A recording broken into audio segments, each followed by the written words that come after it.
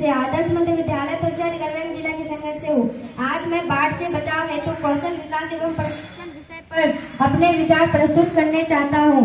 बाढ़ हमारे देश में आने वाली सबसे सामान्य प्राकृतिक आपदाओं में से एक है। हर वर्ष कई गांव और शहर बाढ़ से प्रभावित होती है। इससे लोगों के घर, फसल, पशु और संपत्ति का नुकसान होता है। इसलिए केवल बाढ़ आने के बाद नहीं बल्कि पहले से तैयारी करना बहुत आवश्यक है। बाढ़ से बचाव के लिए हमें कुछ महत्वपूर्ण कौशल सीखने चाहिए, जैसे मौसम विभाग और प्रशासन की चेतावनियों पर ध्यान देना, सुरक्षित स्थानों की पहचान करना, आपातकालीन नंबर याद रखना, प्राथमिक उपचार की जानकारी रखना और जरूरत पड़ने पर शांत रहकर सही निर्णय लेना।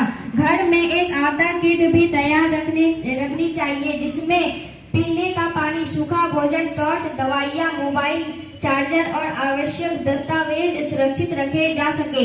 बाढ़ के समय कभी भी तेज बहते पानी में जाने की कोशिश नहीं करनी चाहिए। बिजली के खंभे और टूटे हुए तारों से दूर रहना चाहिए। बच्चों, बुजुर्गों और दिव्यांगों लोगों की मदद करना हमारा कर्तव्य है। हमें अफवाहों पर विश्वास नहीं करना चाहिए और केवल प्रशासन द्वारा दी गई सही जानकारी का पालन करना चाहिए। विद्यालय में आयोजित आपदा प्रबंधन प्रशिक्षण को मॉक ड्रिल में सभी विद्यालयों को बढ़ चढ़कर भाग लेना चाहिए। इससे हमें आपातकालीन स्थिति में सही तरीके से कार्य करने का आत्मविश्वास मिलता है। आइए हम सभी संकल्प लें कि बाढ़ से बचाव के समय का पालन करेंगे, स्वयं सुरक्षित रहेंगे और दूसरे को भी जागरूक रखेंगे। याद रखें, आपदा से पहले की तैयारी ही सबसे बड़ी सुरक्षा है। धन्यवाद। विद्यालय आपदा प्रबंधन समिति सदस्य आदर्श मध्य विद्यालय तुलसियागंज गढ़वाल जिला के संगत से हूँ। आज सुरक्षित विषय बाढ़ के बारे में कुछ कहना चाहता हूँ। बिहार भारत के सर्वाधिक बाढ़ग्रस्त राज्यों में से एक राज्य है। ये एक राज्य की कुल आबादी के लगभग 76% लोग बाढ़ प्रवण क्षेत्र में रहते हैं। नेपाल से सटा बिहार की मैदानी इलाका कोसी, महानंदा, गंडक, बूढ़ी गंडक, कमला, बालान, बागमती, अधारण समूह की नदियां का क्षेत्र है जो बाढ़ से सर्वाधिक प्रभावित होता है। गंगा नदी बिहार में बक्सर से कटिहार तक गुजरती है, जिसके किनारे बसे 12 जिले अक्सर बाढ़ से प्रभावित होते हैं एवं सोन, पुनपुन तथा उल्गू नदी में भी समय समय पर बाढ़ आती है। अन्य छोटी छोटी नदियां भी बिहार को प्रभावित करती है। इस प्रकार बिहार के कुल भौगोलिक क्षेत्रफल का लगभग 73% बाढ़ से प्रभावित वाला क्षेत्र है। कभी कभी अतिवृष्टि से उपरांत नदियों में पानी के अत्यधिक बहाव एवं उससे प्रभावित आबादी के लिए उत्पन्न स्थिति को वे झेलने में असमक्ष हो जाते हैं तथा असहज महसूस करते हैं। बाढ़ के प्रकार: आकस्मिक बाढ़, तटवर्ती बाढ़, नदी का बाढ़। बाढ़ सुरक्षा के लिए क्या करें क्या ना करें। अगर आपका घर बाढ़ प्रभावित क्षेत्र में हो तो मकान सीमेंट, कंक्रीट आदि से मजबूत बनवाएं। बाढ़ के पानी से मिट्टी के घर सबसे जल्दी बह जाते हैं। घर के सभी सदस्यों को नजदीकी सुरक्षित आश्रय स्थल के बारे में जानकारी हो। आपातकालीन किट हमेशा अपने पास रखें, जिसमें एक छोटे रेडियो, टॉर्च, बैटरी, मजबूत रस्सी, माचिस, मोमबत्ती, पानी, सूखा भोजन, खाद्य सामग्री आदि हो। पॉलिथीन बैग व वाटरप्रूफ बैग आदि रखें, जिसमें कपड़े, महंगे सामान, जरूरी दस्तावेज, छाता, चीनी, नमक अपने पास हमेशा रखें। मजबूत रस्सी एवं एक लंबी लाठी हमेशा साथ रखें। धन्यवाद। में बाढ़ से बचाव के हेतु कौशल विकास एवं परीक्षण पर अपने विचार प्रस्तुत कर रहा हूँ। बाढ़ के समय घबराने के बजाय समझदारी से काम लेना सबसे बड़ा कौशल है। आज हमें प्राथमिक उपचार, आपातकालीन नंबर की जानकारी, सुरक्षित स्थानों की पहचान है और आवश्यक सामान पहले से तैयार रखने का अभ्यास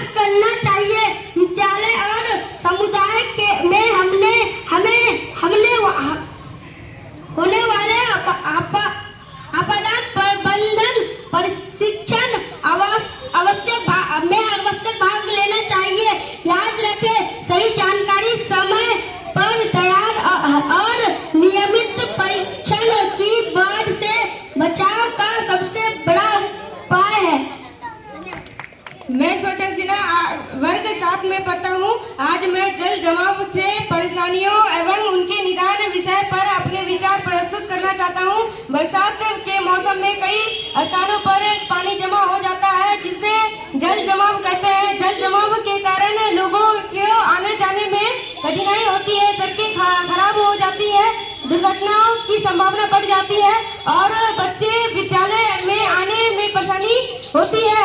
जमा हुआ गंदा पानी मच्छरों के पनपनाने का सबसे बड़ा कारण बनता है। यह इसे डेंगू, मलेरिया और चिकनगुनिया जैसे बीमारियां फैल सकती है।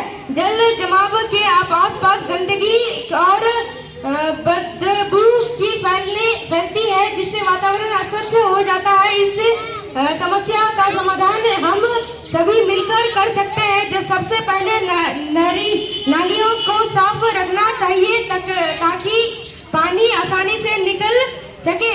कचरा सभी भी नलियों या सड़कों पर नहीं फैलना चाहिए। अपने घर और विद्यालय के आसपास कहीं सभी पानी जमा ना होने दें।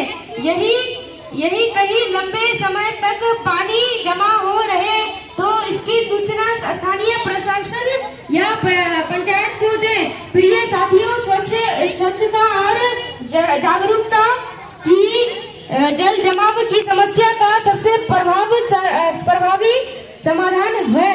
यदि हम सभी अपनी जिम्मेदारी निभाएं तो हम अपने गांव और शहर की स्वच्छ, स्वस्थ और सुरक्षा बना सकते हैं।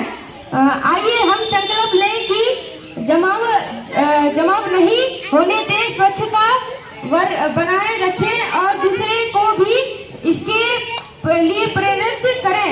धन्यवाद। आदर्श विद्यालय जिला किशनगंज।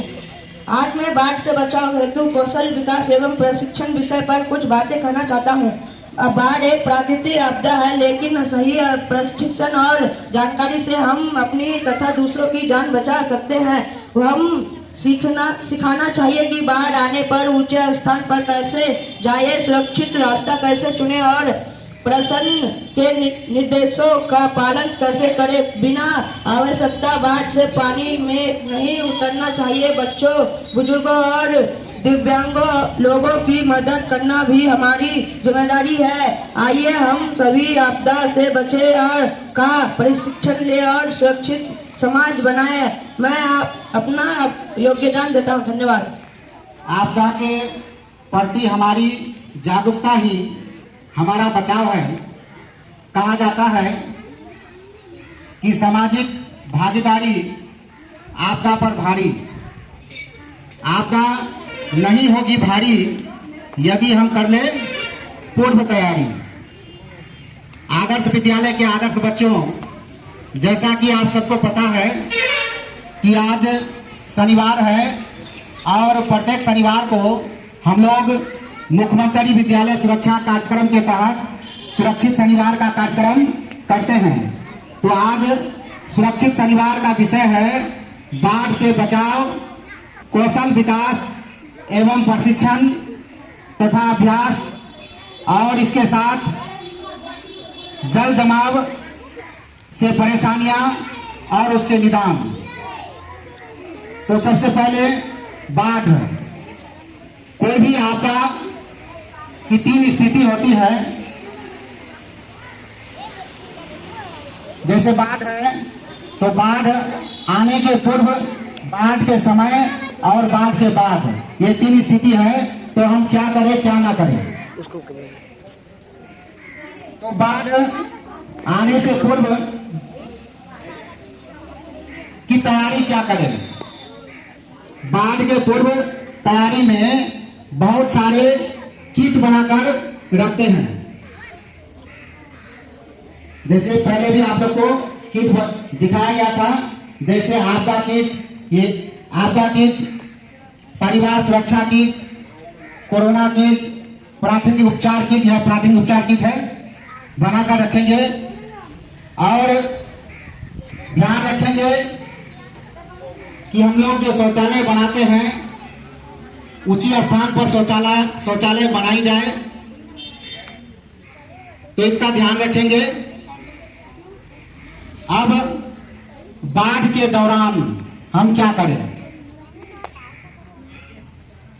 अब प्रश्न है कि बाढ़ के दौरान पेयजल का निपटान हम कैसे करें? बाढ़ के समय पेयजल जिस जल को हम लोग पीते हैं का बहुत ज्यादा महत्व है। बाढ़ के समय पेयजल में कीटाणुओं का संक्रमण सबसे ज्यादा हो जाता है।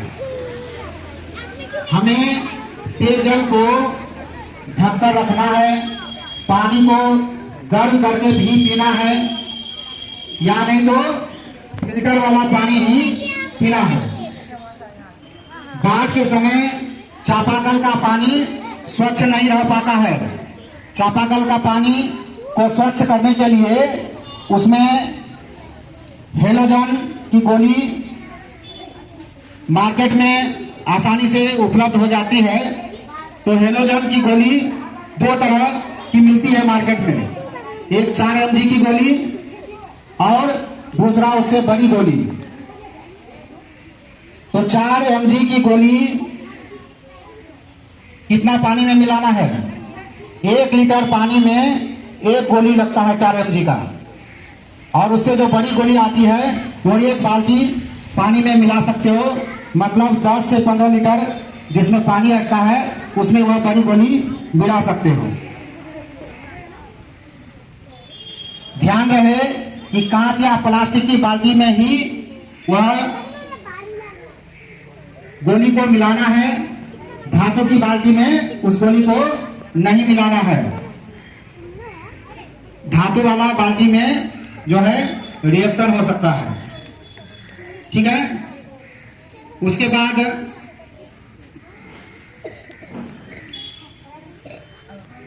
ब्लीचिंग पाउडर का हम लोग प्रयोग करेंगे। पानी को शुद्ध करने के लिए भी किया जा सकता है। मान लेते हैं हम बाढ़ वाले इलाके में हैं और पीने के लिए पानी नहीं है, बाढ़ का ही पानी को हम पी सकते हैं। तो बाढ़ के पानी को हम कैसे पिए? बाढ़ का पानी को हम कैसे पी सकते हैं? तो बाढ़ का पानी को गर्म करके पीना है। पानी को 20 मिनट तक गर्म कर लेंगे, उसके बाद उस पानी को हम पी सकते हैं। या नहीं तो फिटकरी से भी उस पानी को शुद्ध किया जा सकता है। फिटकरी जानते हो ना, बाजार में मिलता है। तो फिटकरी लेकर एक धागे से उसको बांध लेंगे फिटकरी को, और बाल्टी में पानी ले लेंगे और उस फिटकरी को उस पानी में बार बार क्या करेंगे? डुबाएंगे, उठाएंगे। ऐसा करेंगे कुछ देर, तो क्या होगा? वह पानी साफ हो सकता है, पीने लायक बन सकता है। ठीक है ना? तो इस बात का हम लोग ध्यान रखेंगे। और दूसरा टॉपिक क्या था? दूसरा टॉपिक जल जमाव से परेशानियां। बाढ़ के समय बहुतों जगह में जल जमाव हो जाता है, या गांव में ही अगर पानी निकलने का रास्ता नहीं होता है, क्या हो जाता है? जल जमाव हो जाता है। तो इस पर इससे क्या होता है? बहुत सारी समस्याएं होती है। जल जमाव ज्यादा हो जाता है तो छोटे बच्चों के लिए ज्यादा दिक्कत हो जाती है, अगर चला जाए तो डूब सकता है। और क्या हो सकता है?